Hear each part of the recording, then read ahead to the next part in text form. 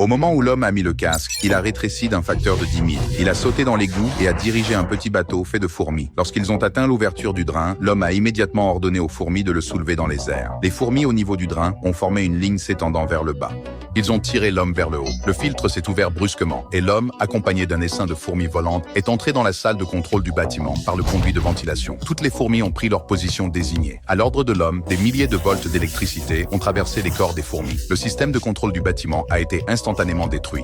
Il monta ensuite sur les fourmis jusqu'à une salle de stockage. À l'intérieur se trouvait un costume de guêpe. L'homme attacha un fil de soie autour de lui et sauta. Soudain, le costume de guêpe recula rapidement. Avant que l'homme ne puisse réagir, une tête massive apparut soudainement. Le chef de gang a arraché le costume de guêpe et s'est enfui en hélicoptère. L'homme a rapidement conduit l'essaim de fourmis à sa poursuite. Il a brisé la fenêtre de l'hélicoptère d'un seul coup de poing. Le chef de la mafia a tiré sur l'homme, mais l'a manqué. Alors il a enfilé le costume de guêpe et a engagé un combat féroce avec lui. Les deux se sont battus du ciel jusqu'au sol. Quand le chef de la mafia a chargé à nouveau, l'homme l'a frappé avec une raquette, l'envoyant voler dans un destructeur de moustiques. Mais le chef du crime n'était pas mort. Il est bientôt apparu chez l'homme et a kidnappé sa fille.